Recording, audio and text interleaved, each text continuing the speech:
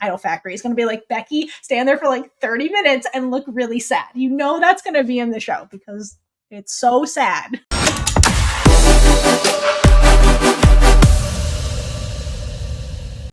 Cheers, queers! What's on the big gay agenda today, Theora? Today, it's time for book club. Woo!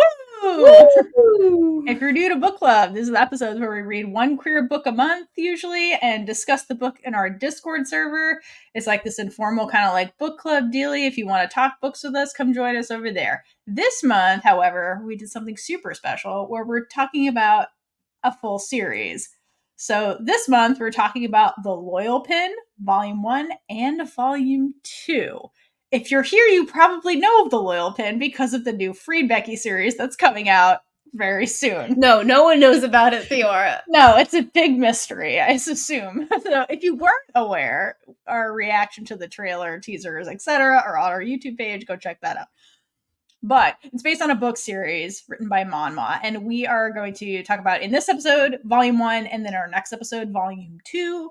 So, with that being said, if you're here because you're like, Loyal Pin TV show, we're about to spoil everything in these books, which will in turn spoil the entire show. So, like, if you're not into that, don't listen to these. If you're like, yes, I want to know more about that and know about, like, what to expect or what's going to be different, come along on the ride with us because we promise it's going to be super fun, super gay, and just super fun and amazing. But if I'm excited, you don't want to be spoiled, wait till the show comes out, but come back and watch this. Correct. Then come back and be like, what was the book like? And were our predictions correct? Okay, so anyway, if you're a fan of Loyal Pin in general, our full reaction to any trailers or episodes we may watch, we don't really know what's going to happen yet because it's not out. We don't have our schedule done, but anything we do will be fully on Patreon, so go over there. And you can also get these episodes early before YouTube, and you don't have ads over there. So go check out Patreon. If you're watching on YouTube, please make sure that you like this video, subscribe to the channel, leave a comment below your thoughts. What do you hope happens in the show compared to the books? What did you think about the books? We want to know everything.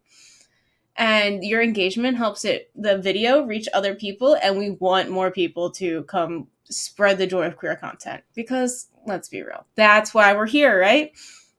Anyway, if you're listening, please rate and review wherever you're able to. If your platform doesn't allow you to leave a review, go to Podchaser, I believe.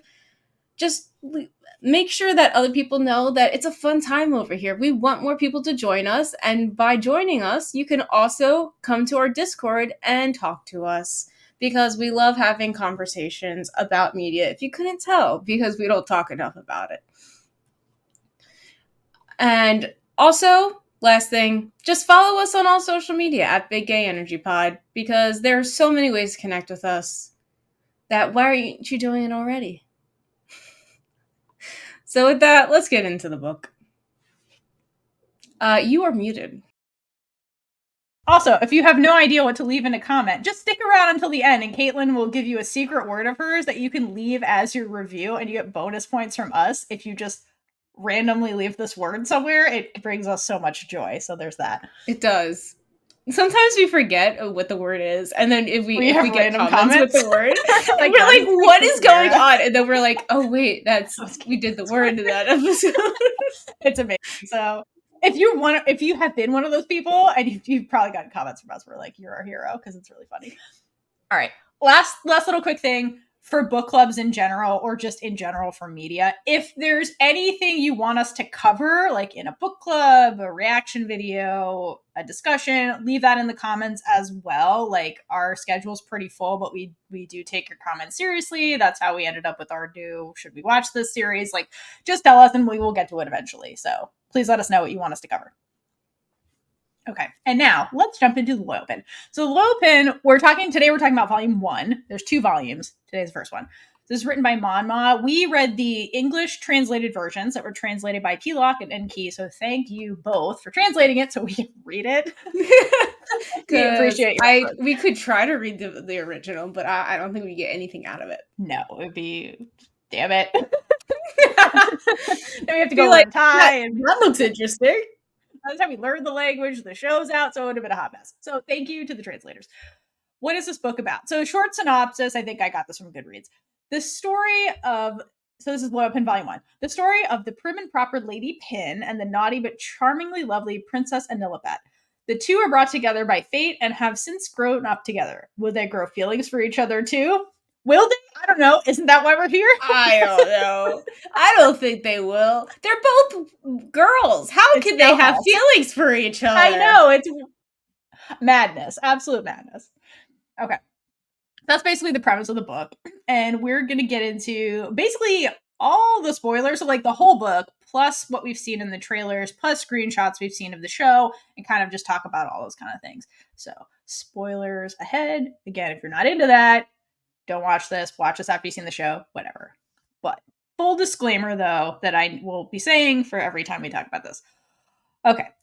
If you haven't noticed, all hosts in attendance of the Big Energy podcast today are not fluent in the Thai language. We are not members of this culture, nor are we residents of the part of the world where this book is set. Therefore, we are limited in our perspective of this piece of media and cannot analyze it without our Western American life experiences and biases. We did our very... Emphasis on American, so that'll give you even further limitation. Sorry, continue. Correct. We did our best to research Thai culture to put this book into context, but we are not experts on the topic, and we want to be transparent about that before going any further. So we will likely make mistakes. We will miss things. We'll interpret things incorrectly just because of where we grew up. So please just correct us in the comments. Like, we're on a journey to learn too, so like, please correct us or help us out. We appreciate everyone that does so. Okay. Kaitlynn, let's get into it. So without super spoiling anything, how would you review the Loyal Pin Volume 1? So my description of it is baby gays grow into adult gays who get separated and can't U-Haul for 7 years. That's a good one. My spoiler-free review is a slow burn, champagne problems, but gayer. Plus a super amazing sidekick that deserves her own book. Looking at you, Frick. That's all I've known about this show for so long, was just Prick. Before I read this book. I mean, it's a great takeaway. Okay, so we're going to mix things up going forward, and we're just going to hydrate the book, rate the book now. We're going to hydrate I'm going to hydrate now. I need to. You need to, okay? That should tell you something if you weren't aware. Okay, so we're going to rate this book based on our super scientific lesbian Jesus hydration scale, which is our way of determining how valuable a piece of queer media is in the global library of queer media. Why are we hydrating? Because water, like queer media, is essential for life. So, Kaitlynn, how much would you hydrate for Lesbian Jesus for the Loyal Pin of Volume 1? It's a loaded question. 7.5? 7.5? That's a good one. I'm going to give it a 9. Honestly, it's an easy read. It's super fun. Prick's amazing. Like, it's funny. It was sweet. I'm here for the champagne problems. All right. So let's get into it.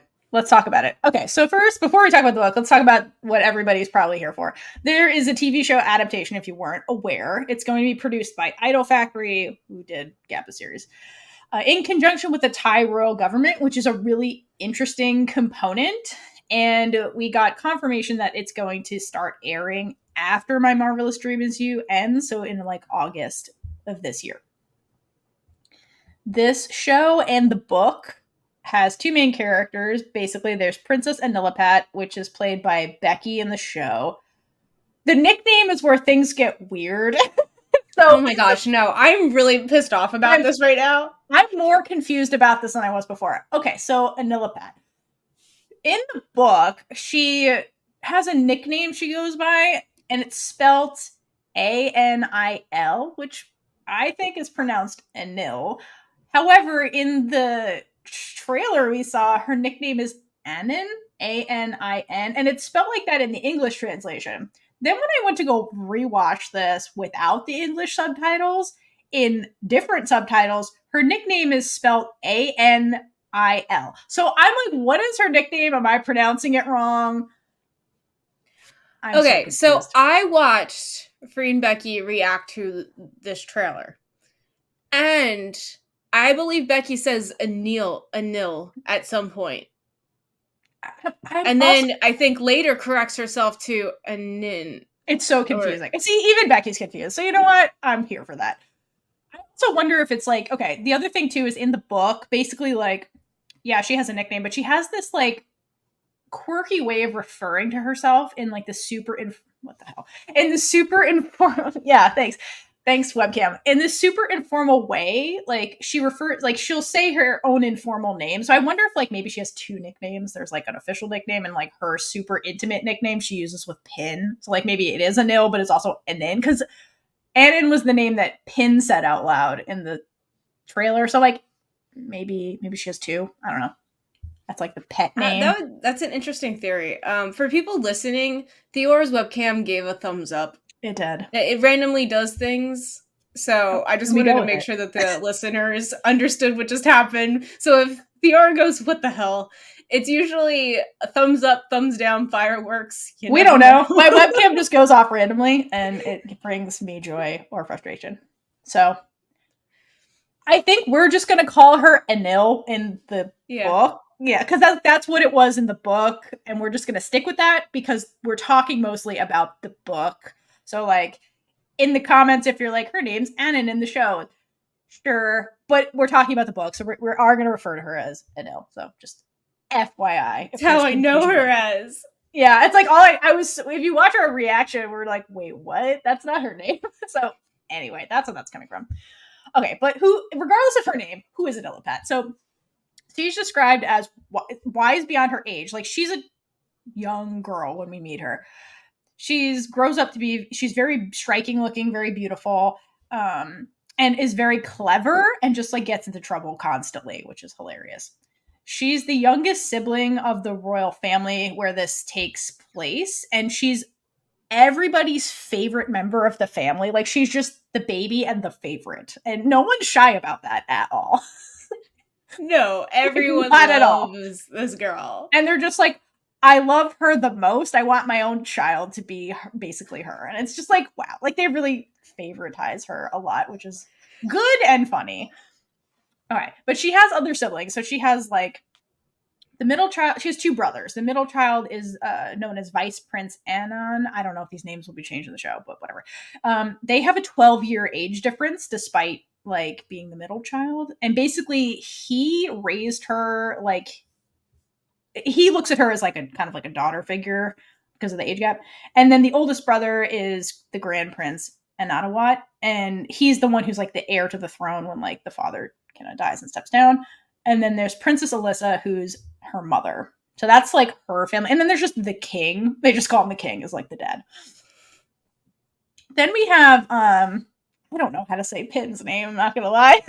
Lady, I think it's Pilantita. Lady Pilantita. Yeah, I think so too. I can't tell if H's are silent or not. I think they are. But she's played by Freen, and her nickname is Pin. She's like the opposite, basically. She's super shy. She's a very isolated girl who's like raised in a super conservative household. She's described as being like very fragile, but the key is that like she comes alive and blossoms into like a person when she's around Enil, basically. And part of her struggle is that like her parents passed away unexpectedly when she was really young, and so she was adopted by her aunt. But her parents passed away because there was a huge storm and the ship was wrecked. So, is she Elsa? She's not a princess, but she's Elsa-like for sure. We never hear her sing, so maybe Freen will sing in the show. That'd be amazing. So she was raised by Princess Padmika, or Princess Auntie Pad, and she's kind of like, she's related to like Enil's family, but she's more so like, she was adopted by essentially Enil's dad and almost seen as like a sister, like an adoptive sister. So he treats her as like part of the family, but Pad is very like strict and adherent to like all the traditions that come with royal family like social structure. So she like very much like, quote, like knows her place in this family. And so she's very dedicated to like Enil's family basically. So she like lives on the property, like the swath of land that they own, and like has her own like palace, but she's like feels indebted essentially to the king because he like took her in and like saved her basically. And so that's kind of like their connection to each other. So like they're like very, very, very distantly related, but they're in close proximity, like Anil and Pin, because of this like taking in of Lady Pad kind of situation, who then eventually adopts Pin situation. But she's very traditional, so you can imagine how poor Pin was raised, like repression with a capital R. We'll say that. All right. So where the book begins, and likely where the show is going to begin, because there is casting of children in this. It starts when Anil, like unofficially but very obviously, starts courting Pin. Like that's where the book picks up. For context, Anil is 14 and Pin is 15. So they're very young teenagers when their whole like romance kind of starts. One of them is very aware of what's happening and one is not. I am more impressed that there's only a year age gap in between them. I think that's the smallest age gap we've seen in this time media so far. Yeah. And like it causes all this confusion because like technically Pin is older, but like Anil outranks her socially. So there's all these conversations / internal monologues of like, I'm supposed to call you auntie, but that's weird because you're younger than me, out of like respect socially. It's this whole thing. And she's like, just call me Anil. Just drop the formalities. Like she's like, I want to date you, so just call me Anil. It's so funny. Anyway. But that yeah, I'll bring it up in a little bit. Continue. Something I want to say now that I will say consistently throughout this book / show is, may we all have the confidence of Anil. Her confidence is insane and it's off the chart, and like hydrate for that confidence. Like, girl, damn. I will hydrate after this next sentence. I feel like the only person who comes close to this amount of confidence is Renee Rap. Yeah, no, you know what? Anil in modern times would be Renee Rap. You are absolutely right. The way she's just like, again, she's just 14 years old. She's like, I don't care that we're women. I'm going after you. And Pin has no idea what's going on. So like, unapologetically herself. Literally. Like she's just like. So I'm going to hydrate for that. Just, oh. And one of my favorite things about the book is if you read the preface, like Monmaw leaves this thing. It's very sweet. My favorite thing in the preface is she's like, as I was writing this, I was like, I love Anil. And I was like, girl, I love Anil. Where maybe I'll find an Anil, because holy fuck, like the girl's got mad game. That's what I'm saying. And it's just chef's kiss to Anil. Love, love, love, love. All right. So back to what you just said about the name and like titles. I noticed that there's a comparison to Gap, especially what we pointed out. So there's a quote: when they first met and when they were alone together, Princess Anilaphat tried to convince Pilantita to call her by her name, not to use the royal titles because friends don't talk like that. Sam. And I just love that they addressed that, especially when Theora kept going off about her using the title in Gap. I agree. This is why I love Anil. I'm like, exactly. She's like, listen, I don't want you to be intimidated by me because I want to wife you one day. Like at 14, she already was like making the plans. That's how like Anil's a mastermind. Like she's just like already plotted out literally everything. And she's like, no, but we're friends. You can call me wife too if you want. I don't know, whatever you want. Like, but yeah, I do love that detail from Anil because she's trying to put them on equal playing field because she's very conscious of what she's doing. I love her. Anyway, thank you for pointing that out. Okay, but Anil does not act alone because Anil low-key recruits her loyal confidant and equally mischievous servant, Prick. And Prick is played by Lucknam, if you remember, Queen Jim from Gap the series.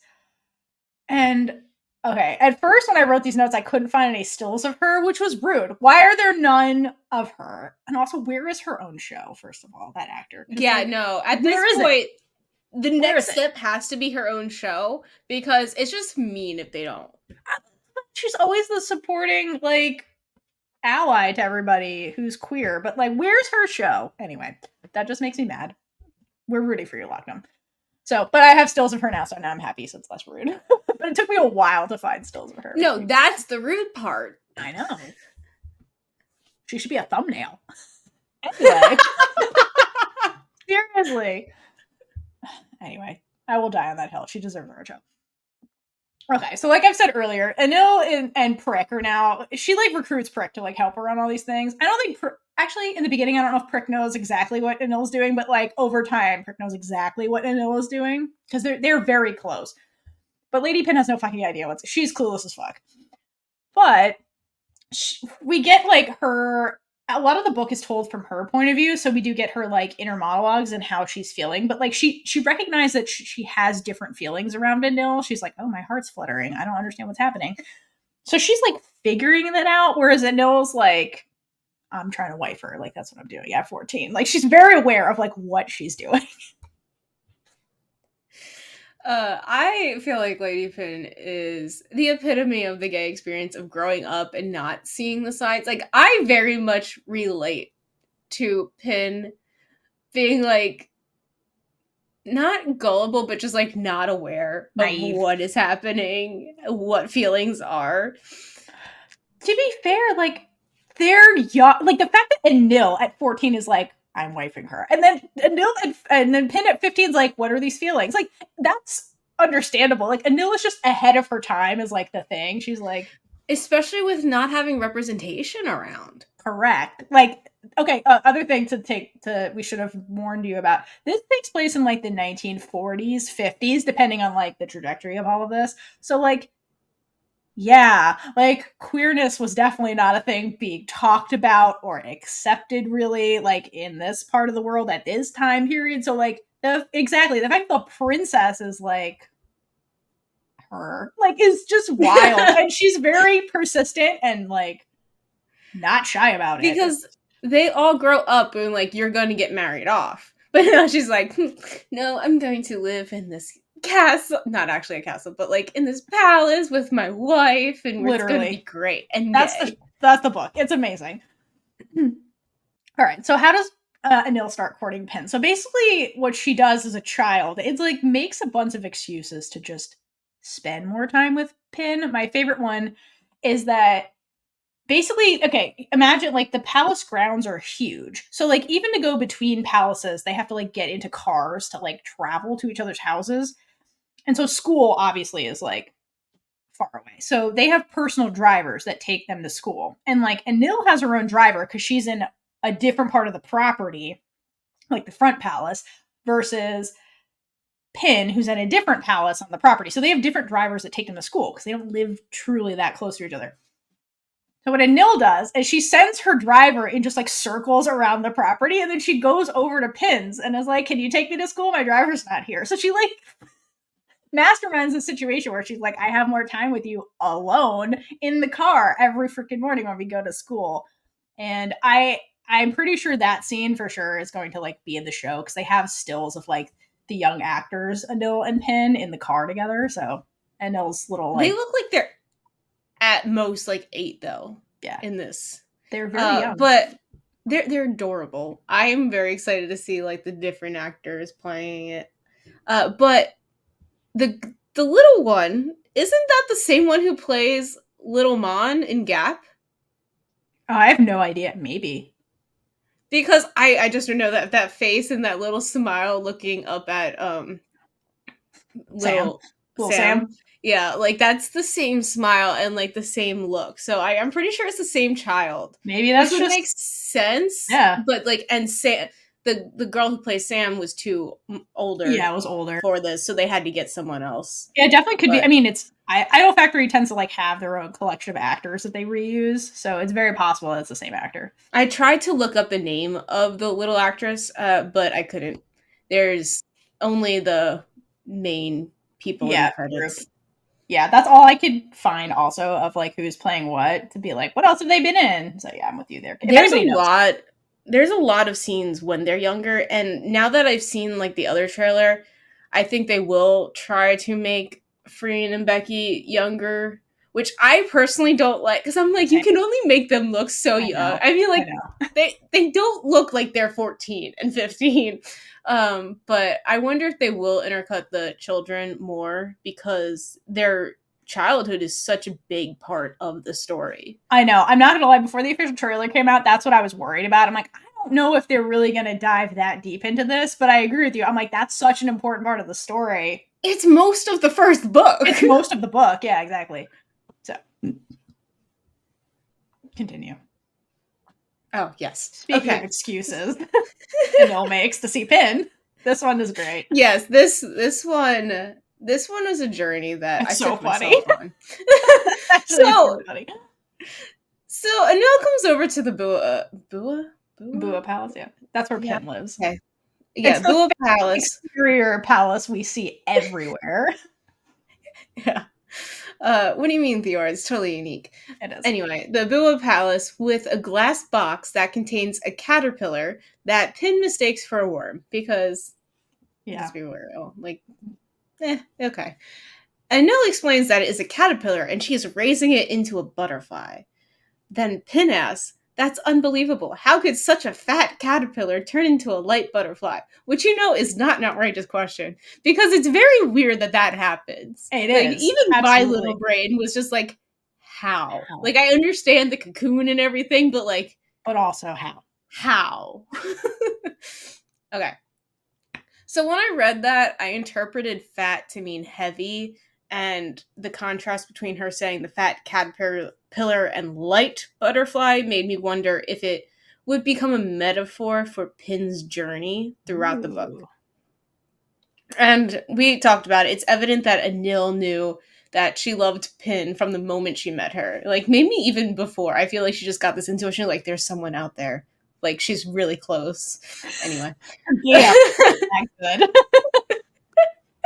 But it isn't until they are older that Pin actually realizes it. So Pin is a caterpillar heavy with expectations on her by her aunt and not knowing who she is.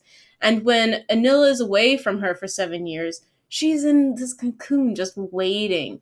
But when Anil comes back, Pin realizes what her feelings actually mean, and now that she has answers, she is a light butterfly. This basically ruins the whole book, but I mean, you've already read it if you're here. Anyway. Yeah. And I could have also said that it could foreshadow Anil coming back being the most beautiful thing anyone has ever seen, because the book emphasized that, which I also have an issue with that in general, but I think I get into that later.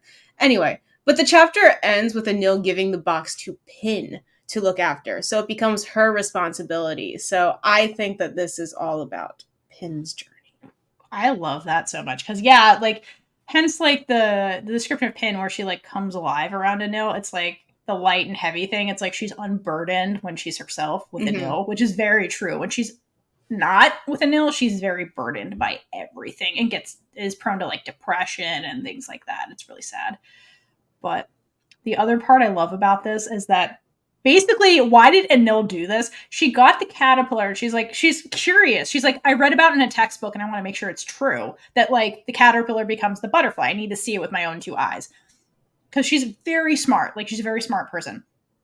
And then she gives it to Pin, and her reasoning is, well, I want to make sure this transformation is real. If you take care of it, then I have to come to you to see the butterfly. So it's like an excuse for her to be like, I have a reason to go. Pin is watching my caterpillar. I have to go see her. So she's like, that way I have an alibi to be like, why are you always with Pin? The butterfly, mom.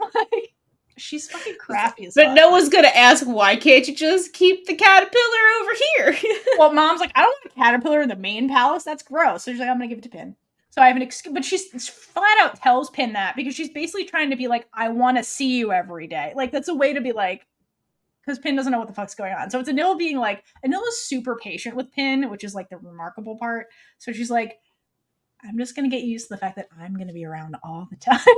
It's like, I'm happy about it. Ease her into it slowly. Yeah, exactly. She's like, I'm Little just gonna bit. come here every day, Pin. Do you understand? And Pin's like, yes, I understand. This is great. It's mutual though. It's not. It would be really weird if it wasn't.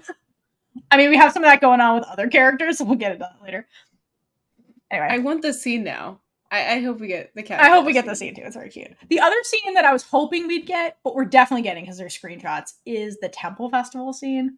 It's very cute and just like a very meaningful scene. So like, I'm glad it's in here. It's gonna be in the show. But excuse me.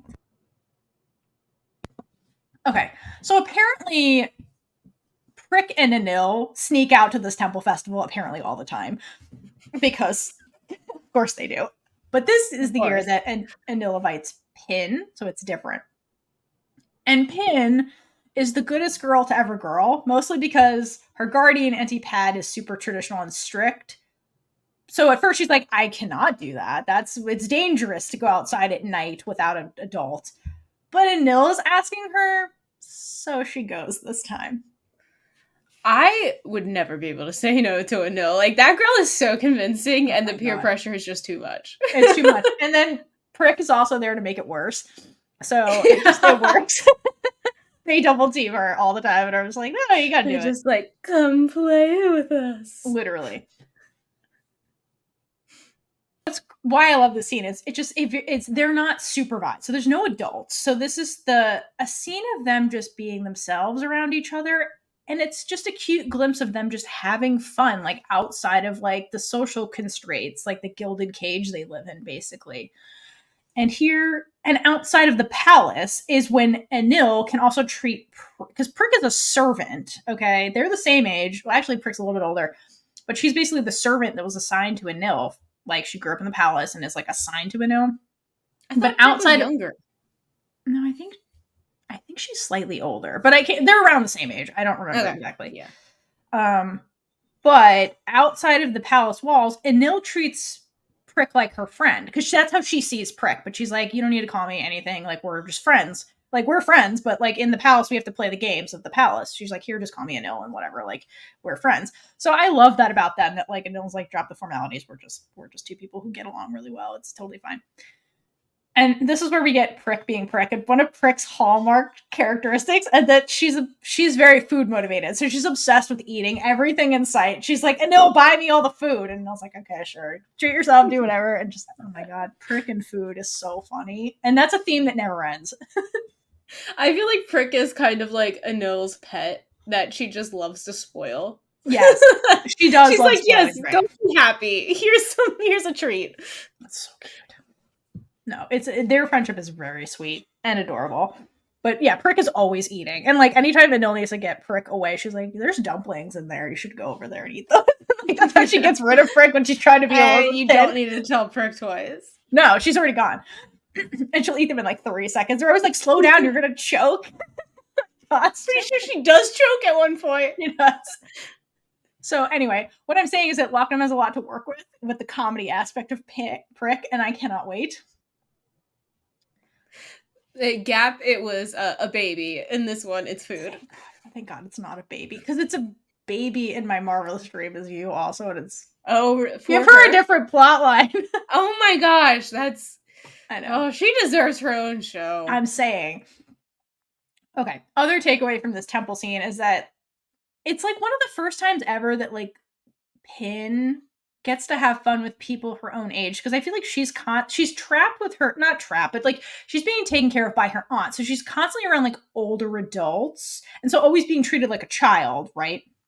But here she's with her peers unsupervised, so she just gets to like, and it's like in a way she's like rebelling for the first time because she's out here where she shouldn't be, like experiencing freedom. And that's the gift that Anil gives her. She's like, this is what your life could be like if you just were able to live your life. Isn't this great? Kind of thing. It's like her first taste of freedom, and it's very sweet that like Anil facilitates this, and Pin overall has a lot of fun doing this. And there's one really cute scene that's like a Hallmark thing that's also in the show, which I'm really excited about. So food, right? So they eat street foods at the temple, and one of the things, the temple festival, one of the things they eat is cotton candy, and it's like their color coding, which is really fun. So Anil gets blue because that's her favorite color, and so And then she's like, Pin, I got you pink. And she's like, why would you do that? She's like, well, it's your favorite color.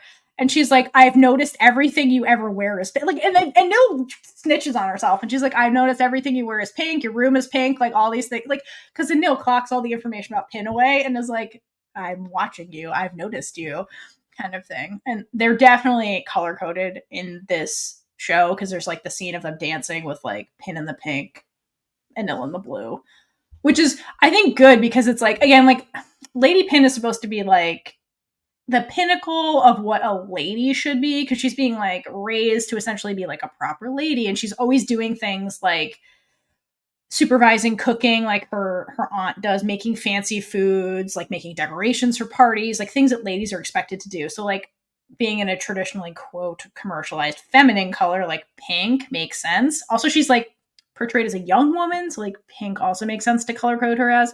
Whereas Enil, on the other hand, is a very calm, cool, collected, intelligent person. And she gets compared, I'll bring this up later, but she gets compared to like the sky because of her status. So she's higher up. So like blue, especially like a light like sky blue, totally makes sense as like a Nil's color. But she goes through different like shades of blue, which is like indicative of like her maturity, her headspace over time. So like good color coding choices. And I like this that it starts here and Nil's like, I'm noticing you and this is your favorite color, don't deny it. And Pin's like, I guess that is my favorite color. Like, damn.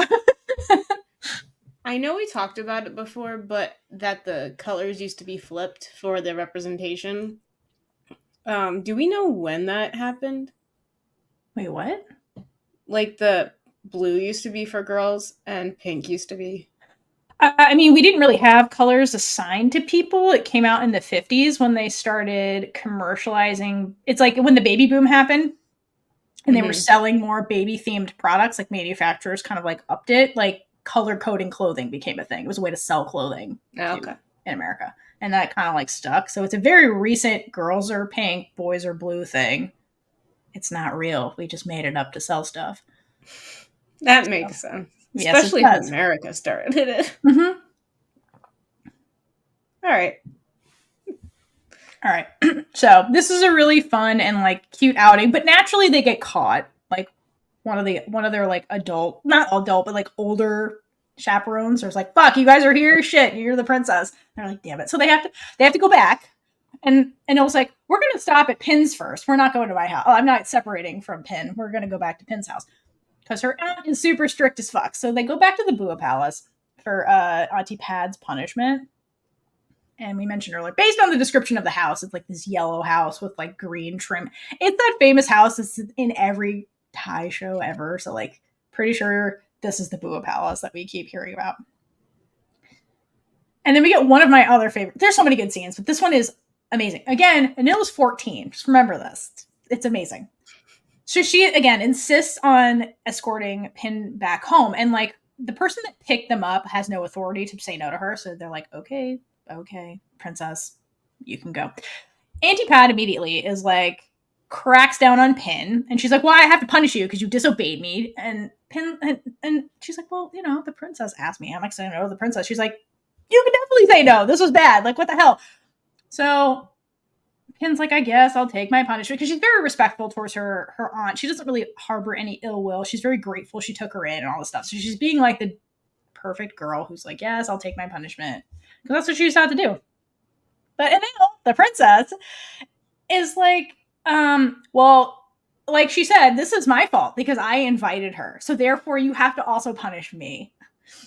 And to quote the king, who said this earlier about Anil, he says, punishing Anil is hard because she thinks like a lawyer and you can't reason with her easily. So she like knew this was going to play out like this. And she's like, you got to punish her. You got to punish me too. And I outrank you, which makes this very complicated. I also had this quote highlighted. It's because I love it so much. And I feel like it's so true because how do you punish someone if their logic is sound? Like, it's good logic. Like, I love those kids. Like, these types of kids. I'm like, okay, you're just smart. You know how to play the system at this point. Get rewarded for it. I mean, the way you would normally handle this is like pull rank and say, I'm the adult. You do what I say. But this is a genius move because Anil socially outranks Pad, so she can't do that here. So she's like, Anil is trapping her and saying, okay, because initially the punishment from Anti-Pad was she's like, for 7 days and 7 nights, you're gonna like be punished. And then Anil's like, you're gonna do that to me too. My king's probably not gonna like that. And so Pad's like, fuck, I can't also do that to the princess. She ends up like in this conversation being like, fine, one afternoon you have to come here and I'm gonna quote punish you by making you guys like copy textbooks. So like Anil saves Pin from like a week of punishments. It goes down to like 2 hours and basically they serve the punishment together. So like what a move, because she knew the aunt couldn't like actually enact what she was saying she was gonna do. Like, that's just the power of Anil. It's so, she's 14 and like already figured this out. She's a genius, is what I'm saying. Oh, Anil is dangerous. She's dangerous, yeah. But like, damn him. That is wife material. I'm just saying. Anyway, so their punishment. So they're at the Bua Palace and they're hanging out copying textbooks. Naturally, Pin is like, yes, that's what Auntie Pad said, I'm doing it. Anil is not doing that. She's just like, I'm here to hang out with you. I don't know what this punishment is. She's like, whatever. So instead, she takes the opportunity to just flirt with Pin. And one of Anil's like defining characteristics is she loves drawing. And so she's like, I'm not writing whatever this is. It's already in the... She's like, I already memorized the textbook, so if she asks me anything, I can just recite something. So I'm not writing this. And it's like, wow. So she's like, instead I'm going to draw. So she's like drawing Pin like one of her French girls. And then, which is very cute. And Pin's like, that's what you think I look like? Because Anil's not great at drawing yet. But she's trying and it's very cute. But like the key thing she draws is her dream house. And she shares this with Pin. She's like, one day I really want this little palace and I want to surround it with pine trees and I want to make it cozy. And she shows her the sketch of this little 1-story house. Not little, I mean, it's like little for royalty, but like little thing. So like, remember that because that comes back later. In that same day, though, Anil concocts in a scenario that grants her access to Pin's room for the first time. So like, again, she's like, I'm just going to take this punishment as an opportunity to like learn more things about you. So she somehow gets Pin to let her into her room. And she's like, ooh, I'm in Pin's room. Of course she does. And that's where she discovers that, or confirms that Pin's bedroom window outlook like looks onto this courtyard. So right now it's just kind of like grassy plains, basically, in between all these houses that they have. And then Anil's like, well, I might as well build that dream palace of mine right there in front of your window so you can always see me. And Pin notes that it's said in this dreamy voice. So put a pin in that, literally. Every time I read this, I laugh my ass off. Because that's Anil's intention. Put a pin in that. Oh my god. Okay, the other thing that Anil, because Anil's like, I'm in your room, I'm going to snoop around, basically, because obviously. So the other thing she discovers by being here is that Pin hoards Anil-themed mementos. I love that Pin has no idea she's in love with Anil, but here she is hoarding things and like treasuring them that are from Anil. But they're not just they're under her pillow. The handkerchief is under her pillow. And Anil's like, what? So like it just emboldens Anil even more. She's like, okay, this girl's into me. Got it. But like, and then she'll find things and Anil's like, isn't that mine? And Pen's like, yeah, you left it in the car one time. And then she's like, I just never returned it. She's like, it kept it. But the most, not only are those are embarrassing, obviously, because like Anil didn't know she had these things, and it's just like, okay, you kept my stuff under your pillow. That's interesting. The most meaningful thing in the room that Anil knew about is a paper windmill that Anil gave her. And basically, this was the first time they ever met. And Pin kept this. And basically, what Pin recalls from this is that when she was taken in by Auntie Pad in the Boo house, like, there's not a lot of kids. Like, they're on the ground of, like, the palace. But, like, the only children there, really, that we know about are, like, Anil and Rick, if you want to put her in that category. So, like, Pin not only is isolated by the structure she's in, like the royalty stuff, but she's like literally by herself. Like there's nobody for her to play with. She was just with her aunt all the time. And the only person who ever came to play with her was Anil. And when Anil was wandering by with Prick, just playing as children do, they were making windmills, like little paper windmills. And Anil basically was like, "What's your favorite color? Which one do you like the most?" And like spent the whole afternoon like fixating on making the most perfect windmill ever for Pin, and like gives it to her at the end. And she's like, "No, this is a gift for you. I'm just giving it to you. Isn't it perfect? I gave you the best one." And Pin was so like touched by this that not only like is somebody hanging out with her, but like put all this effort into like making something for her that like Pin kept it forever, basically. So in summary, these two have had it so bad for like years. Like it's bad. Like they're down bad. So bad. But another great dynamic we have to talk about is Anil and Prick. Oh my god, yes. The best. And the first place I want to start with this is talking about Prick's name. So I was trying to figure out our word for the day of what I want people to put in the comments and reviews. And I find out that Prick means chili. That's and great. I don't know about you, but I think it is very fitting because I feel like Prick is very fiery and yeah, there's fire to her. And it could probably be because she's friends with Enil. And like that's what happens when you're friends with Enil. She's feisty for sure. And like they're a perfect match. And they're truly their friendship is incredibly sweet. One of the things I love they bond over is like stealing snacks from the kitchen. This comes up over and over again because for Prick, food motivated. She's like, yes, food, fancy foods that you're giving me, that's great. But for Anil, she likes the game of stealing. No, it's not just that, like, because like she's the princess. She could be like, "You want dumplings? I want dumplings," and she would get them. But she's like, "That's not fun. It's more fun if we covertly sneak in and steal them." And like the cooks all know, and they're like, "God damn it, no, there again." And they just like mostly they let her do it, but like for her, it's like outsmarting people is what she loves. And then Prick is like, "I'm here for the food. That's the benefit of this game." And that's their thing they do for like years. It's like, it's very cute that that's what they bond over, truly. Do you think that they make extra food and just like put it off yes, to the side? I think they're well aware that that's what she's doing. And they're just like, here you go. Like, she's just going to steal it. Like, we have to make sure we have enough for later. Correct. So may as well they have to add a little bit extra dough.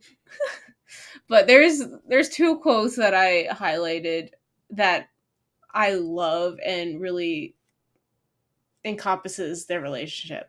So the first one is, when the princess wakes up every morning, the first thing she looks for is Prick. When the princess is back from school, she will hurry to change her clothes and go to see Prick in the kitchen every day, because of course that's where Prick is. Yes. And then the second one is, Princess Anilaphat must have Prick by her side in order to collaborate, committing mischievous things every day. And it's just, they're partners in crime when I guess Prick is supposed to be her servant. But Anil's just like, you are my partner. We shall commit crimes. Fun crimes. Let's do it. Yeah, and what I love about their dynamic is that, yes, there is a power imbalance because technically, like, Anil is her employer because of the way this works. But Anil does everything. She has authority, but she's also, like, the youngest member of this family. So there's only, like, so much she can do sometimes. So she does everything within her power to, like, lessen that imbalance. So she does things where she like Prick comments at one point in the book that like Anil takes time out of her playtime when they're younger to teach Prick how to read and write because, quote, ensuring that no one can deceive Prick in the future. So like Anil does look out for Prick and like gives her skills to make her like even smarter than all the other servants. She's like, I don't want people taking advantage of you. So I'm going to, instead of us climbing trees, I'm going to teach you how to read and write and things like that, which is just so adorable and amazing. It's really cute. It is. And through Prick, we see that Anil cares about others before herself. Yes. Like, with someone who is being so, like, praised, I feel like anybody else would have such a huge ego. Like, yes, I'm the most beautiful. Everyone wants to be like me. Everyone wants their kids to be like me. But no, she cares about others.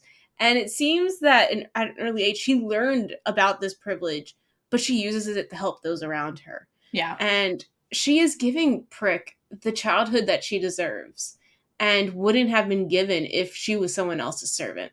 Yeah. And Also, knowledge is power, especially if Anil's lawyer reasoning rubs off on her, which Prick will need later in life. Oh, Anil's reasoning absolutely rubs off on Prick, and truly, it's one of the things that gets on Pin's nerves because she's always like, "You're equally mischievous to your overlord," and like, "Did Prick just outsmart me? What the fuck?" Like, yeah, so like Prick does Anil rubs off on her, and it's so funny. It like emboldens Prick, and it makes her like clever, and just it gets on Prick and Pin's nerves, and I cannot wait for their dynamic to just be on screen because like it's so funny when Pin's like, "Fuck, did Prick just outsmart me?" Damn it. I can't wait to see the three of them together because we got a little bit of the three actors in Gap, but this time Looknum is a bigger character, I feel like, and it'll just be very entertaining to see the dynamic. Well, also like the confidant switch is different between the actors because she's going to be on like Becky's side more so versus like being on Freen's side. And her and Freen are the ones with the friction, so like I'm excited for this. Well, not that they didn't in Gap, but like it's a different kind of like dynamic. It is a different dynamic, but at the same time, I feel like that whole friend group changed to Mon at one point. Exactly. So. I'm excited.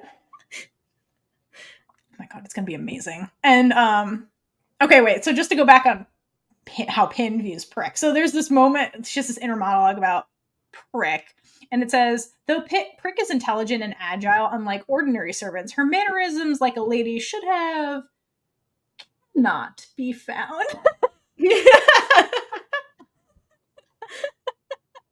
I love that. Okay, so unfortunately, we have to like move on over. All right, so unfortunately, things well, it's Idol Factor, right? So it's gonna get sad. So it's so Idol Factor is like, pain. We will definitely produce this. So all right, later that same year, where they're 14, 15, everything starts changing. So Enil is sent. You mentioned this earlier. Enil is sent overseas to Europe for a minimum of 7 years to further her education. This is what happened to her older brothers. Okay, and I think this was really significant in the book of how unique Anil's situation actually is. So remember, this is like the 40s, 50s. Okay.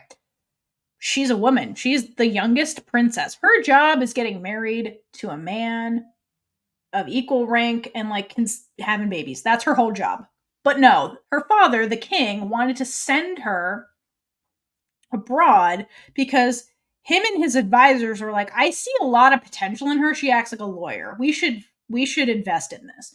And so he's like, "We should, if we're going to do this," he's like, "we need to send you now because you're young enough to like really pick up English, basically pick up other languages and be fluent and like have a shot at like whatever job you want. Like you'll have the best chance of success if we send you now. If we wait, it's probably going to be harder." So it shows how much her father really values her, not just as like a piece of property to marry off, which was like literally how a woman of her stature would have been viewed. That's how Pad kind of views Pin in a way, because that's the traditional mindset. Her dad's like, "No, you're way too valuable. Let's go and better yourself," basically. So I love that her gender doesn't like exclude her from the same treatment her brothers got, despite this time period, which is great. So on the other hand, Pin is like, "Fuck that," and she's just devastated by this news because like that's her only friend, really. That's her only like person of her age. Obviously, she's having feelings here that she doesn't fully understand, but like that's her source of happiness, basically. And so when Anil goes overseas, she really loses her like spark of life and admits to Anil before she leaves, she's like, "I'm going to be really fucking lonely when you leave." And like, she's like, "I don't really want to be apart from you." And like you mentioned earlier, Kaitlynn, Anil's the type of person who like, when she cares about people in her life, she really cares about them and will put their needs first. So this confession like really worries Anil. And so she leaves Prick with Pin. She's like, "You're my servant, but like while I'm gone, take care of Pin," which Pin likes and hates at the same time. Yeah. But again, like Anil is like, "You're my confidant, you're my best friend, basically. Watch over her. I'm worried about her." And then she makes a promise to Pin to write her a letter every single day for 7 years, which she does. Like she commits. She's like, "You want this? I'm going to do it." And I'm pretty sure the reason it happened is because they do a pinky promise, because that makes it legally binding in Thailand. And I'm In pretty Thailand. Sure, in Thailand, it's legally binding. Also, there's screenshots of the pinky promising. I'm pretty sure. We have never seen so many pinky promises since we started. It's not just the pinky promise; it's the enforcement of the pinky promise. No, where they're like, every single time a pinky promise is made, it is legit. Or when it's not made, it's okay to break the promise. That also happens. It's like, well, you didn't pinky promise with me, therefore it's not binding. I don't have to abide by this. So I'm pretty sure Enil pinky promised, because she fucking sticks to that shit. Okay, but how does she accomplish this? Because that's a lot of fucking mail. So, and it's also the 50s. That is. So the way she does it is basically it's international mail too. So she sends a package of like letters like once a week, basically. And so what she does is she sends like a postcard where she draws, because again, she loves to draw. She draws something from her day and like sends a little note every day to Pin, and then sends like a big letter that like comprises the whole week and all her gay feelings once a week. That comes to Pin, but also she takes the time to send prick mail, which is also really cute. I love that. And I want to make sure that it's noted that Anil didn't just send a letter to Prick. Like, she took into account that Prick could only read and write simple words. Like, Anil was still, like, they're young. So she did illustrative narratives instead. And I just think it's so cute that she accommodated that so that Prick could read it on her own and didn't need help from anyone. Because I think that is a big thing for Anil. She's like, Prick cannot have to rely on anyone. That's a really good point, and you're right. That's very sweet. And Prick, because again, the only two people who like, she doesn't write that regularly to her parents either. It's just these two. Because that's who she's closest to. And in Prick's inner monologue sums it up really nicely, where she says, Prick more than anyone else understands that Princess Anil's letters represent Lady's Pin's lifeline to happiness, because that's how Prick feels too, because Prick also misses Anil, her like partner in crime, you know. So but she's like, I have no authority to get you to stay. Pin might be more successful. Like, I just, you know. So basically, like, Pin and Prick kind of bond over missing Anil a little bit, but they're never on the same page as, like, obviously Anil and Prick. But yeah, there's definitely gonna be letter writing. And I think in the show, I can't remember if this is in the book, but in the show, Anil, again, it's not just, I'm doing this to make you happy. I'm also keeping up the long game. This is part of the courting. So in the show, Anil signs it with like lipstick. I don't think that was in the book. I don't think that was in the book either. It might have been later. No, it's not. And Pin has her lipstick later and like does role play with it basically. But like that's in volume 2. But in volume 1, there's none of this. So like Becky upped the game of Anil basically in the show. Okay. And then how the letter writing keeps going. So Anil is always outdoing everybody. So she sends, okay, 7 this is going to Pin. 7 postcard of the day, plus a giant letter. And Pin sends back 1 letter. Like Anil gets less. First of all, like, what? If I was Anil, I would be like, I hope that's 1 long letter. Anil is out here for scraps. Anil's out here for the scraps. It's just, her patience is insane, is what I'm saying. But also, like, poor Pin, like, what does Pin have going on? Like, her days are so boring and, like, they feel lifeless without Anil. So, like, I don't know that she would have a lot to say. Or feel, or, like, she seems like, I might have this later, but basically when she's not, like, present in her own life, she's constantly thinking about Anil. So, like, I don't know that she would observe enough of her day to, like, write it down for Anil. Other than be like, I was having ice cream with my friends and all I could think about was you. And that's what Anil actually wants. She's like, just tell me that. That's what I don't care what you're doing. Anil is like a queer person watching American media will take any scrap of queer stuff happening. Mm-hmm. But like, literally. You have a little bit where like, yes, we will die on this for you. Yeah, but like Pin gets the Thailand version where she's like, here's explicitly me telling me I love you for 7 years. Yeah, that's basically how that went. Okay. All right, but yeah, letters, there's documented flirting. Basically, Anil says over and over again to Pin, you're the person I miss the most. Because she misses Thailand. That's evident. She's not from home. And then Pin explicitly says back, like, there's not a minute that goes by I don't think about you. So, like, they're explicitly flirting in the letters versus, like, what was happening previously before Anil left. Okay. Anything else about the letter writing? It's cute. I'm impressed with Anil that she wrote every single day for 7 years. Never missed it. Never. Like, sometimes the packages got there late because of the mail, but, like, she never broke this promise. It is very impressive. Yeah. Yeah. Like, again, I understand Monmaw, but I love Anil because, like, look at this. Anyway. So. Oh my gosh, no. Yeah. I'm sorry. Just Anil, to have someone that dedicated in your life. God. Damn. I know. Dream woman and no.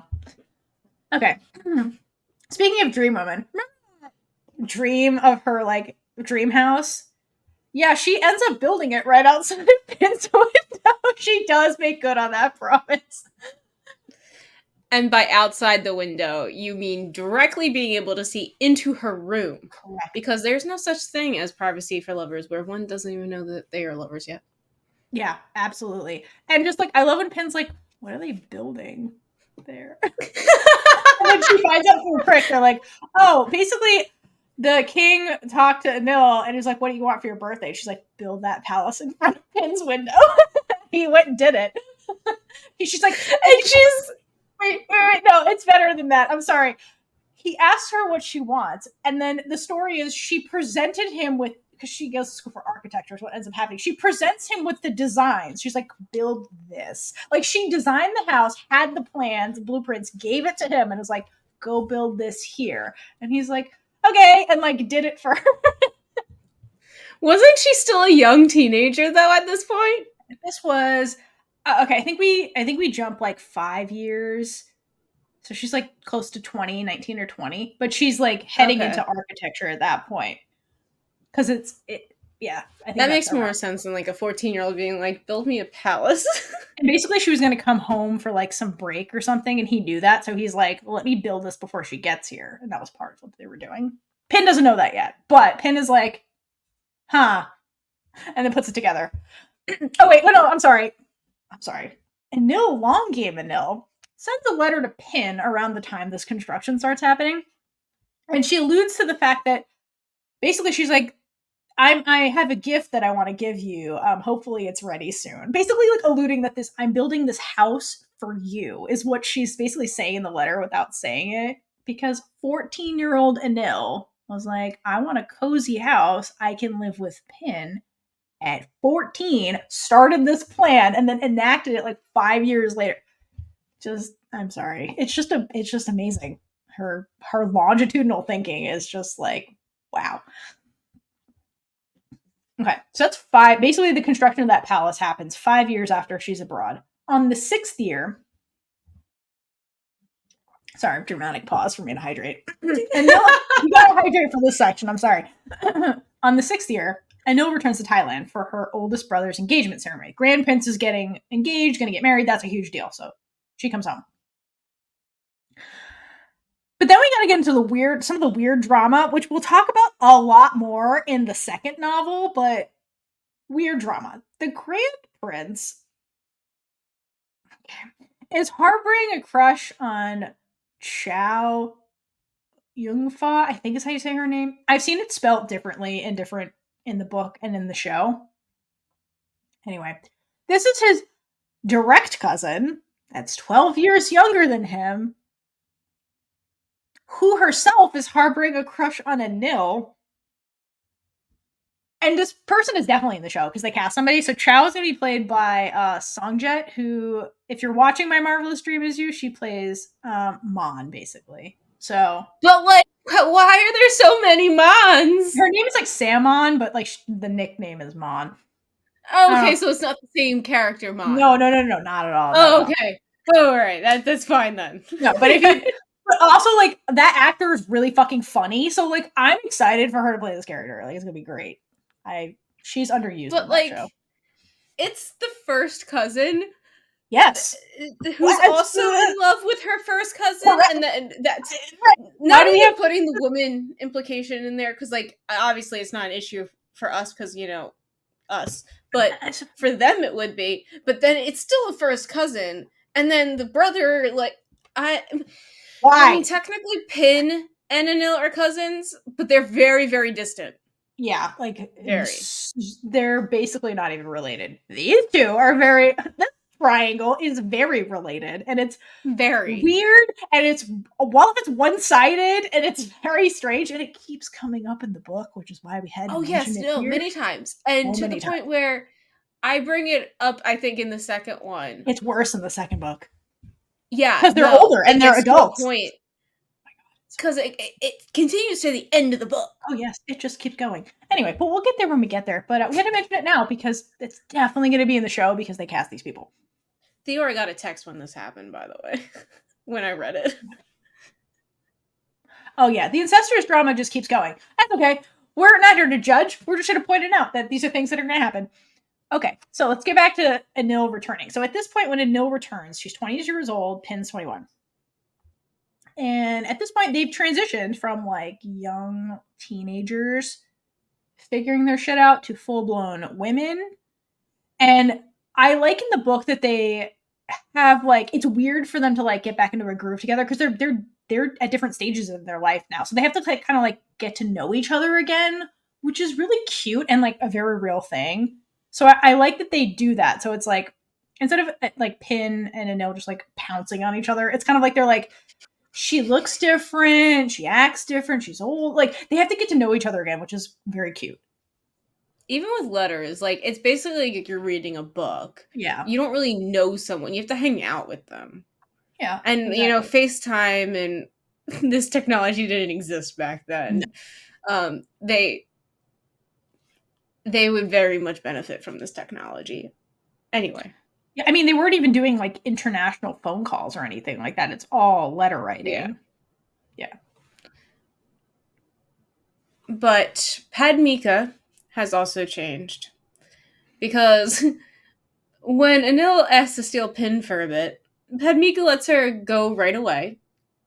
And then says, Princess Anil doesn't have to ask to borrow them. Even if you do not ask, I will give them to you. And that's so different from you're punished from going out. And like, yeah, I know she's not a kid anymore, but at the same time, she just like, take them. I will give them to you. She's probably like, I've been trapped in this house with Prick and Pin for 7 years or whatever. I can't handle them anymore. I feel like I need a break. I need me time. That's definitely not what's going on in her brain, but I think it would be really funny if it was. Okay, so Anil's back. She's 20. She's been sent in. She kept her pinky promise. She built their house. So she obviously takes the lead in making her feelings very clear about how she feels about Pin. And because they have a chat about like, oh, I missed you. But Anil takes things a step further. She doesn't just confess that. She's like, I didn't just miss you. I've been thinking about you in a desiring you kind of way. And very slowly, Pin processes what the fuck that means. And then her feelings about that. And she's like, oh shit, did I also desire you? Wait, what? Like, it's like level unlocked. The beginning is happening right now. Yeah. Gang is happening. Something LGBT happens to Pin in that moment where she's like, desire.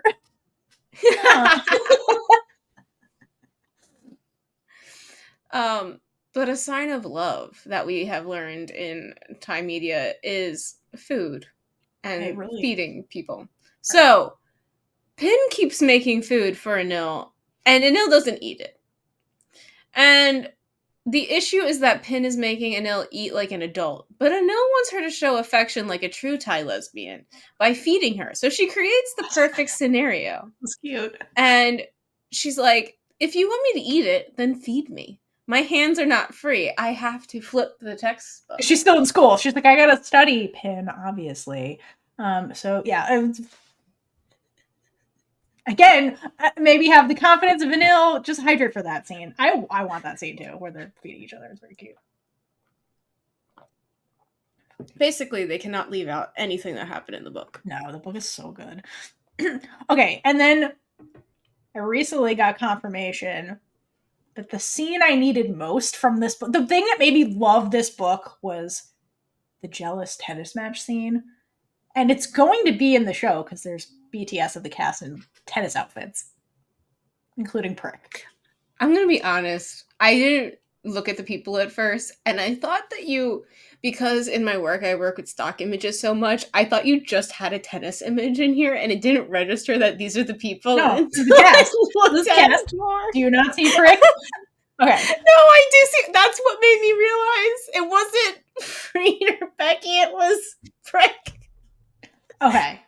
This is the best. And this is when I fell in love with Anil. Okay. This is the best. Okay. So anyway. Okay.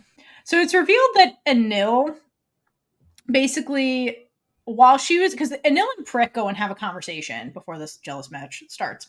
And they talk. And basically, it's revealed in the conversation that way back when, Anil assigned Prick, essentially to play third wheel, to any potential suitors that Lady Pin had while she was in Europe. So Anil was, again, at 14, was like, Prick, you need to take care of Pin. And by take care of her, I mean twat block any men who come anywhere near her. And like, you report back to me. So Prick has been reporting back who's been courting Pin the whole time. Because Pin is 21. A lady in the society, Padmika's trying to marry her off because that's her job, right? So Prick has been like spying on this situation and reporting back to Pin. So, Enil. And Enil knows who all of her, quote, enemies are. The men that are, she views them as enemies, which I just love. It's so funny. But there's a couple, but the number one enemy is this dude named Kunkua. And he unfortunately has been cast in the show, so we have to deal with this man, unfortunately. Unfortunately, he is the absolute He's a big worst. pot. Oh my god, but he's the worst, and I'm upset that we have to deal with this man. But yeah, unfortunately, he's a big plot point. That's why he's enemy number one, according to Anil. He's basically Pin's forced love interest, courtesy of Auntie Pad, because he's somebody in polite society that looks amazing on paper, but he's an asshat as a human, basically. I love you, Theora. I love you so much. So, but Anil doesn't know anything about this man's personality. He's just like, he's getting too close to my wife, so we need to stop this. So Anil concocts this scenario where she's like, well, I have the Pine Palace. It's brand new. Let's do a welcome me to my new palace party, essentially. And she invites her brothers, the princes, their significant others, one of her Europe friends, and then Kunkua to come along to play tennis, because she had tennis courts. I guess she likes tennis. I mean, she definitely plays tennis. We'll just spoiler. So she has them installed, and she's like, come over and play tennis. That'll be like, welcome me to my palace party.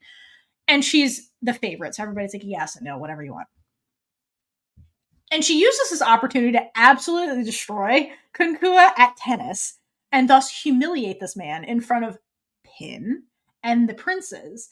And it's just utterly brilliant. And it's basically this giant display of dominance from Enil with the clear message of stay away from Pin, which Kunkua doesn't get at all. He just does not. He's not smart.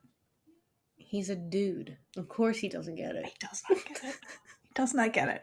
It's just, it's amazing though, because he's like, oh, this is going to be a friend. Basically, like, she uses Prick too to get, she's like, I'm going to let Prick pick the teams. And Prick's like, oh, fuck. Anil didn't prep me for this. I don't know what to do. And then she's like, wait, Anil made me smart. I got to use my brains. And she like literally concocts the team. So she puts like the brothers, the princes with their wives or whatever together. And then she's like, Anil and her friend, Frenet, I think is his name. And then she's like, Kua and Pin. And Anil gives her a smile, and Prick's like, oh, thank God I read that right.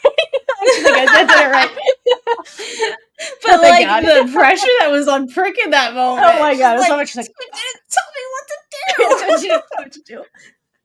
And then like basically like Anil and her partner, it's doubles. Anil and her partner play Kua and Pin, and they're like, oh, this is gonna be a friendly match. And the way she's just like serving aces at his feet and just like humiliating him is, he's like, oh fuck, I guess I actually have to play tennis. She destroys him. It's amazing. So that was step one of the stay away from my wife move by Anil. Step two is when they're off the courts and like the princes are playing. Pin is sitting next to Kunkua because he's there to like court Pin because Pin is money basically, and he's trying to get the money, which is marrying her and the status that comes with entering the royal family basically. And Anil sees that he's sitting next to her Pin, and she's like, Kua, get the fuck out of that chair. I want to sit there. She's like, get out. That's mine now. And he can't say no to her because she's the princess and this is her house. So he's like, I guess. And so then Anil gets to sit next to Pin. It's just all of the power grabs that she does where she's like, I'm better than you. Remember that. It's the best. And I can't wait for Becky to do this because it's going to be so good. She only takes advantage of her power when it comes to getting closer to Pin. Yes. And not towards Pin. No, exactly. Okay. Which is good. You know what I want to compare it to? Something we will be talking about next month by the time you get this. This is like blank. This is what Nung does. Like, Nung and Anil both have this royal power, and they don't use it against their significant other. Sam. They use it to benefit their significant other, and that's the only time they dip into the power. Like, Anil does that too. She doesn't really flaunt around her like wealth. She actually never does that. She doesn't flaunt around on princess. She only pulls rank for Pin, and that's it. Like, because Pin is the one thing she wants, and like the other component is that like this man makes Pin really uncomfortable, and Anil sees that. So like, I think that even if they weren't romantically involved with each other, well, getting romantically involved, as like friends, I think Anil would do this anyway because she'd be like, she's uncomfortable, get the hell away from her. And I have the power to get this man away from her. Because like Pin saying get away from me wouldn't stop this man because the power dynamic is he's a man, he has more power than her, just by gender. But Anil's like, I'm the fucking princess. My brothers are over there also. So if you want to say no to me, they'll come kill you. And you want to impress them because you're a little social weasel. So like, get out of this chair and get away from her. You're making her uncomfortable. So yeah. I feel like with Anil being so into Pin, and even though she's going after her, if Pin ended up being like, no, I'm sorry, I don't like you like that, Anil definitely would have just like backed off. Absolutely. Instead of like trying to like, oh, I'm going to like force you to like me, which is just great. She's like, okay, she would be like, okay, I will be there for you as a friend then, and I will still always have feelings for you, but I will respect you and still fight everyone around for you. Correct. Yeah, exactly. She would concede that. I agree. And then it would be like a prick situation where she's like, I will look out for you. Yeah, I agree. Anil is just the best. But wait, this keeps getting better. Because again, this whole thing is just designed for Anil to like stake a claim on Pin in front of this dude and try and make it as obvious as possible that like, she's mine, leave her alone. Also, just leave her alone. So, all right, they're all sitting, and at some point, like, some of like the prince's significant others are kind of there too, and they're talking, and somehow the conversation gets onto food because Thailand, like Italy, it's just like it's Thailand. Let's just talk about food. Like, yeah, it's very much like my culture too. So let's just start talking about food because like that's where it's at. So somehow it gets on not just food, but the conversation goes to Lady Pin's famous stripped maprang, I think is what it's called, in syrup, and it's like this. I didn't know what it was. But it's a type of plum mango, and the book describes this thing she does, like the way she, not thing, but the way she prepares this particular dish. It's not just like you take the mangoes and put them in syrup. It's like she carves them into intricate shapes. Like they mention her making them look like seashells and things like that. So like apparently this takes hours and a lot of skill to like strip them and then like concoct them into this fancy shape. So it's one of those like you're a lady skills that she learns. And so naturally, Kunkua is like, oh, will Pin make me some? And Pin basically says, fuck no. It's such a pain in the ass to make this thing. I'm not going to make it for you. And says this very publicly, but in a nice way. She doesn't say fuck you, but basically is what she's saying.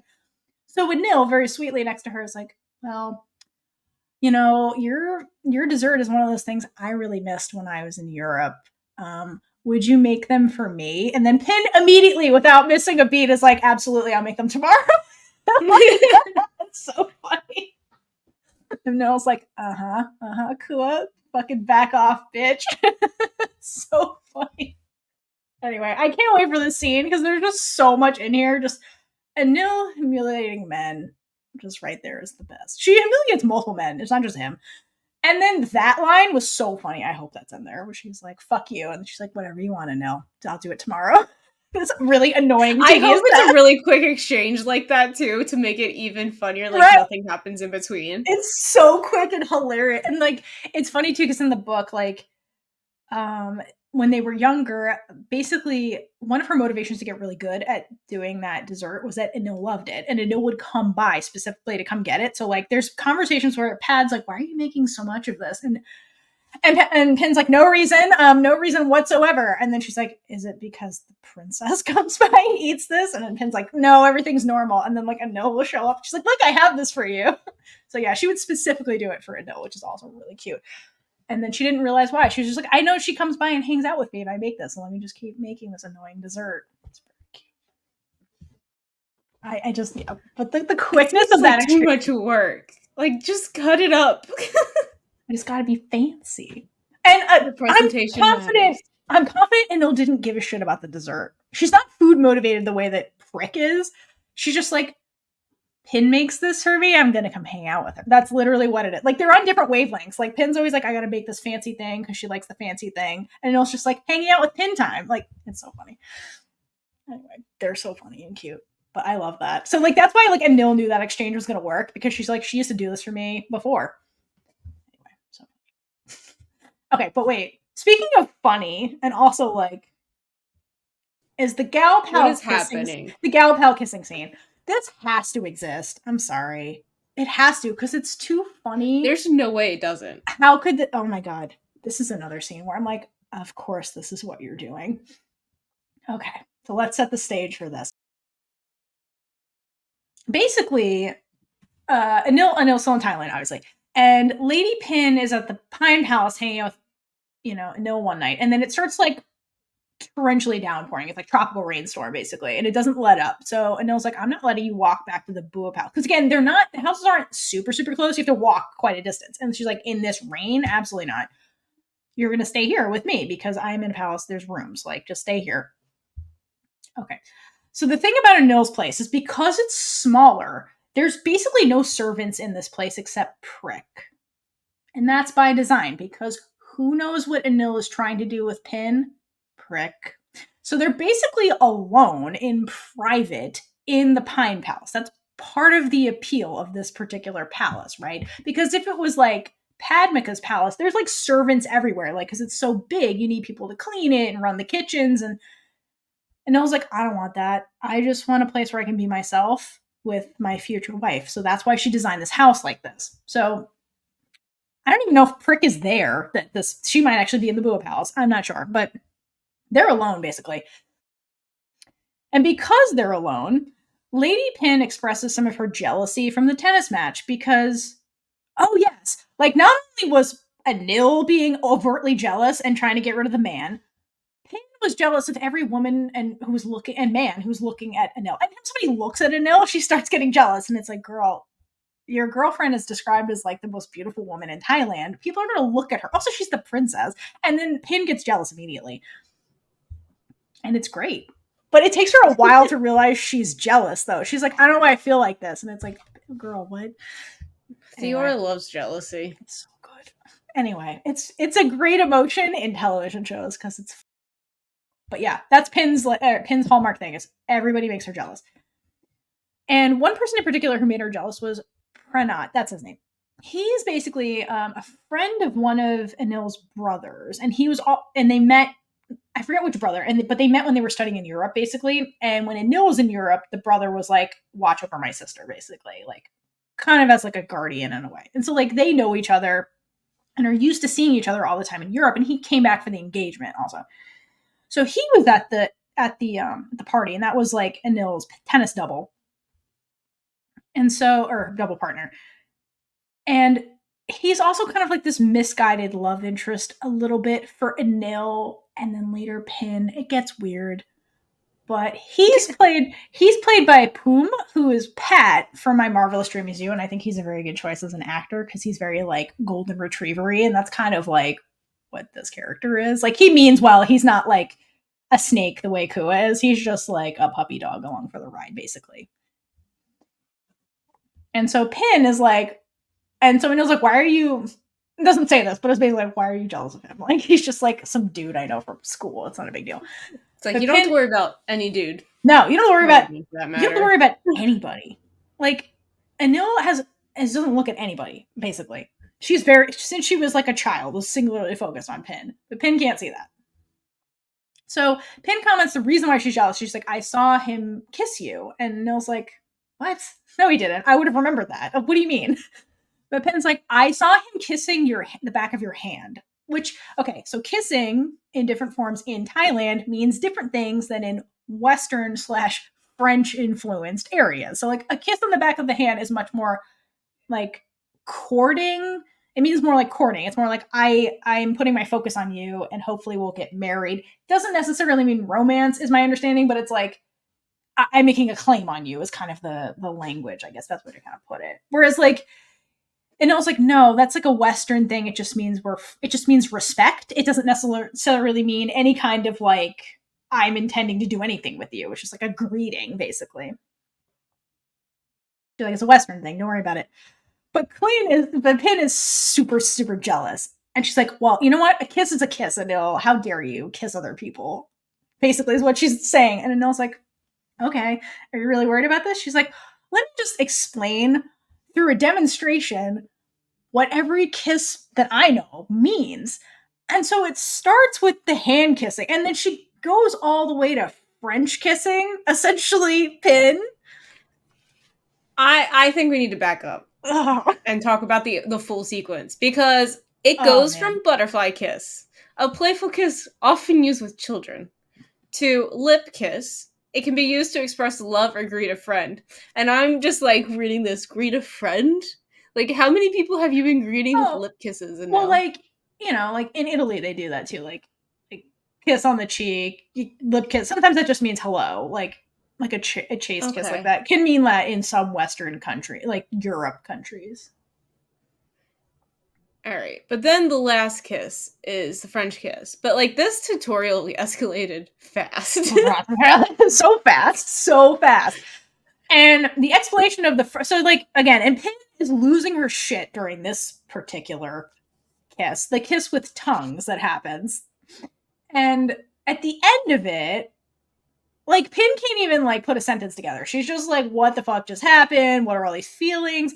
And then Anil clarifies, this kind of kiss is only used for expressing desire for a lover.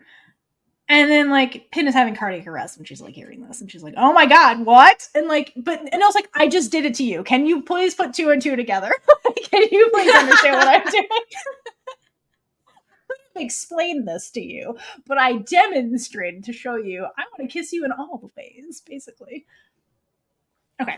But remember, the lead up to this, Pin was supposed to stay the night because it's raining. So then this happens, and Pin's like, I'm too tingly to stay here with you. I'm going to run back in the rain to my house.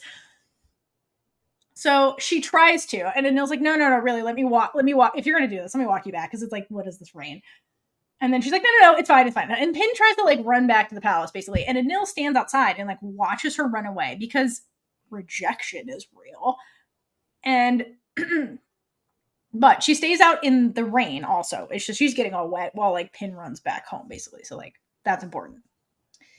After this, Pin has to figure out her fucking feelings because like she doesn't understand any of this. What just happened? Like, because like basically she's like, I want to kiss her back, kind of stuff. And she's like, what does that even mean? And so she avoids Anil for like a couple of days because like the gay panic is escalating. Yeah, the gay like that. What else are you gonna do when you're just like, what is happening?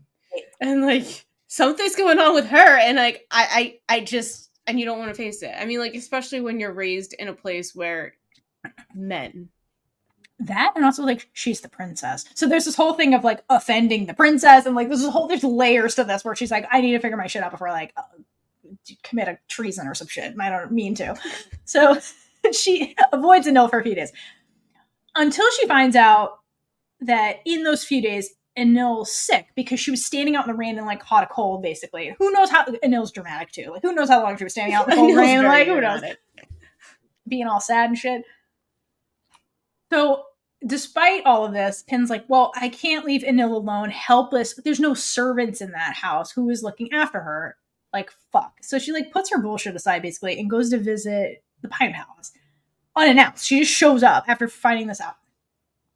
And she runs into Prick because Prick is the only servant in this house. And Prick has like a tub of water basically and is like, oh, I was gonna like, Anil's sick. And so I was gonna like give her a sponge bath basically and wipe her down because she's feverish and shit.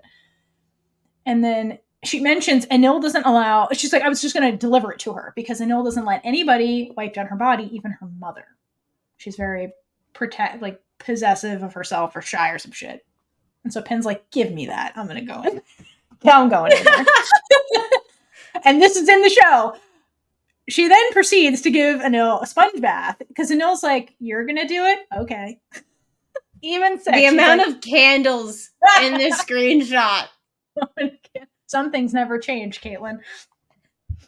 Nope. But yeah, again, it's significant that she's like, nobody's allowed to touch Anil, but except Pin. So that's a win for Pin. But yeah, that definitely happens. A win for Pin. Win for Pin. So many things to play with that name. But that's the title of the episode. A win for Pin. Actually, that's a good one. Not put a pin in it. No, put a pin in it is this one, and then a win for Pin is 2. The other title for Volume 2 is Get Pinned. Anyway.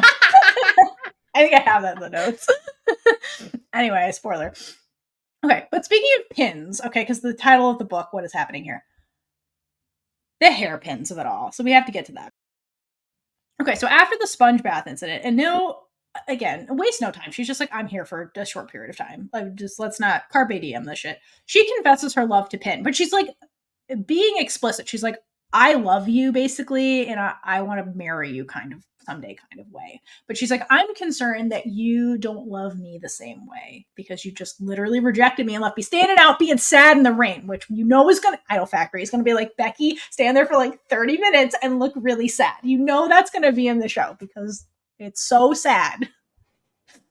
Oh man. Oh, for her sake, I really hope they warmed her up. I hope she oh no! I could just see her actually getting sick from filming this, and I just hope she was protected. I hope she's. We say this every time we talk about the two of them. I hope she's okay. Okay, but okay. So Anil basically lays it on the line. She's like, "I'm worried you don't feel the same way. Figure your shit out before you like fully reject me." And so basically, Pin goes home to think about this. And basically has a these thems moment where she's reading her own journals and she's like, wow, I'm so gay and in love with her. And it's like, yeah, girl, come on now.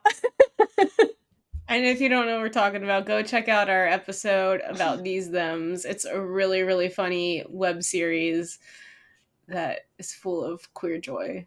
But there is 100%. What? There's some pain in there too, but it's very funny. It's mostly funny, but there is this scene where like the characters figuring their shit out, going through their own journals, and it's like, wow, I was so gay the whole time. And like Pin is putting it together. She's like, basically has entries where she's like, I'm jealous as fuck of everybody who touches Enil, and it's like, wow, okay, yeah. And she's like, why can't you only look at me and all this stuff? Where it's like, okay, Pin, I guess I desire her too. Anyway, so then Pin goes back to now she figures out. She goes back to the Pine Palace. So Enil gets better, basically, goes on a trip because Chow Yuang's dad dies. And so, and it's part of the family. So they, go up north where her palace is, basically, do the funeral stuff, pay respects, and then Enil comes back. And then so Pin that night goes to see Enil.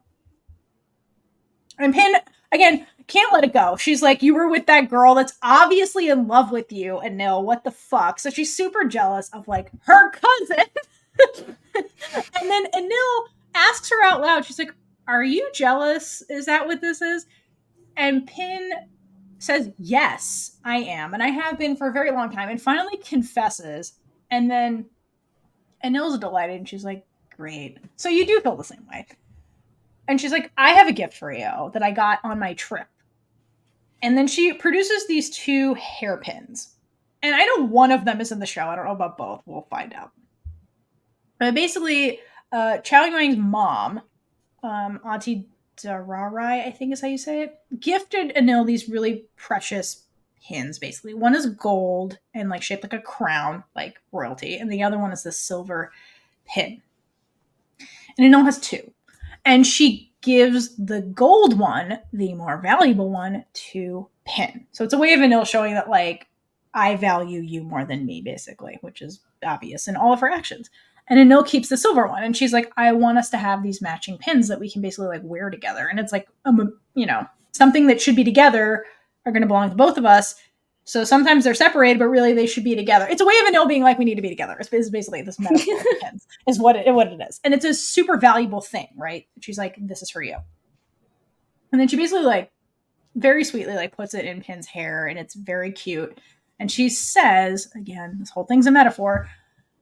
From now on, the hairpin only belongs to you. And Pin picks up on the subtext that Anil is saying, I belong to you, is what she's basically saying. And then she flat out just says back to like Anil, I belong to you too. Don't worry. Like if that's what you were worried about. And then they're like, great, let's fuck. And then they have sex for the first time, and that's what happens. Because there's no wasting time. And Anil's like, great, you got to be mine in all the ways. And that's basically what they do. There's a lot of that in the book. So if you're into that, go read the book. I'm sure that's going to be all over the show. But my favorite part of this, though, is the next morning. So, like, again, this was unexpected. Like, Pin just shows up and then ends up staying the night. Doesn't tell anybody. So then the next morning, she has to do, like, the walk of shame back to, like, the Boob house. And Prick catches her. And catches her leaving. Of course she does. And she's like, why are you leaving Noel's room? And Printon's like, reasons. Shut up, Prick. And then Prick's like, why is your shirt button wrong? And then Pin's like, oh, and like all the color like drains from her face, and she looks down, and her clothes are on fine. And Prick's just like, yeah, basically calling her out. Yeah, she's like, I know why you were in there. And then Pin's like, damn, did I just get outsmarted by Prick again? Like, this is hilarious. I want this part of the show too, where Prick catches her. It's so funny. Yeah, I mean that has to. It has to. It's so funny. I want Prick to like keep interrupting them, and then Enil gets so pissed off at one point, just like, Prick, I will get your food later. I want Enil to do the stuff where she's like, hey, Prick, could you go to the front palace and like stand by the bush for an hour? Like, well, most of the time, like Prick is really like outside guarding the Pine Palace for Enil. She's like, if you see anybody, please alert me. The patience that girl must have. Yeah. Or does she get sent along with snacks? Because that would make sense. She probably gets sent along with food. But like, and I was like, oh yeah, Prick's guarding that. Don't worry. We're in privacy right now. Don't let that plague your mind, Pin. Prick is guarding the place. So she's off on guard duty. Anyway. All right. So then after that, we get to like basically the end of the book. So it's getting closer to Pin's birthday, and she's getting super excited about this. And she's like, hey, Anil, could you like basically celebrate my birthday with me? And Anil's like, I can't. I have to go back to Europe, basically, a couple of days before your birthday. Which is heartbreaking for Pin, because like her whole world is Anil, basically. And so they spend as much time together as they can, but it's basically there's like 2 years-ish left in like Anil being gone. And Anil's like, it's only 2 years, it's gonna be fine. Like, we waited longer the first time. And Prick's like, yeah, but like that can feel like a really long time for the person that's like waiting, meaning like it feels longer for Pin. And at this point, like now their relationship is completely shifted into something like like overtly romantic and overtly sexual and stuff. And like Pin is like worried that this separation is going to be even worse, because like before it was just like, I really miss her and I don't know why. And Pin's like, now I know why. Like, oh fuck. So, I mean, it's one thing to be separated from your best friend, and another to be separated from the girl that you just slept with and realize that you have huge feelings for, and want to U-Haul immediately, and you're not allowed to U-Haul. Yeah, basically. And the where it ends is basically like Anil being like, I'll come back soon. Pin, wait for me. And that's where it ends. It just ends with that line, which is so rude, Mama. When I saw it ended there, I'm like, what the hell is this ending? I'm like, thank God I know that there's a second book, but like, oh my God. That ending was just like, what kind of ending is this? I know. I didn't know there was a second novel. And I was like, again, like with Blank, when I was watching Blank, and I was like, this is the end? What the hell? And I was like, there's a second season? Okay. It was just like that. I was like, you bitch. What is it like? Oh, open to interpretation. Will they make it? Will they not make it? But thankfully, it's a second volume because, like, Thailand doesn't do that. Thailand makes everything explicit. Literally, Thailand is the best. They're like, we're gonna give you the actual fucking ending and not leave you on a weird mystery shit. Man. Okay, so that's basically America, take notes. Fuck you, America. Yeah, get your shit together. That's basically the gist of the first novel, the gist being 2 hours of us talking about it, but that's basically it, and that's where it ends. So, do you have any other thoughts about volume 1 before we like wrap up our discussion? No. Okay, so in honor of Becky and her love of Taylor Swift and her characters, we're going to... Yeah, because that's exactly the only reason why we do this. That's the only reason we're doing this. So Becky, come on the podcast. Just saying, so we can talk about this more. We're gonna kind of do a new thing where for us too. So which Taylor Swift song did you relate to this novel or characters or whatever? Like what songs encapsulate the book / characters in this book? I think in general, given this is a story about rich people, champagne problems, because this whole story is just rich people problems, is, you know. I mean, it's the truth. So the first thing I thought of was I Can See You. And that is to the Pine Palace being directly outside Pin's window. And it's just like her listening to it, singing it while staring at Pin through the windows. I can see you. Oh my god. Also, Mastermind is just Enil. Period. She planned all this shit like decades in advance. Like, it's just her. She's like, what if I told you I already set all this up so that we would be together? Like, because that's the Nil's been doing tirelessly for years, and it's impressive, truly. Yeah. All right. That's all you got? Okay, so now it's time to conclude this and wrap it up with the Big Gay Energy Award. Okay, so what aspect of the show, character, do you think embodies the concept of big gay energy for the Loyal Pin? The letter writing every single day. Oh my god. The commit. And Nil in general has the most big gay energy in the book. But for me, it's the tennis scene. Okay. My original answer was the kissing scene. Like, the showing the different types of kissing, because, like, the escalation. And then the end where she's just like, that thing I just did means somebody wants you as more than a friend. Yeah. Do you get it, Pin? Oh, but also, Pin's gay panic after that also has a lot of big gay energy. She's like, I gotta go read my journals now and figure some shit out. Her reading the journals and being like, I'm so gay, had a lot of big gay energy, I'm not gonna lie.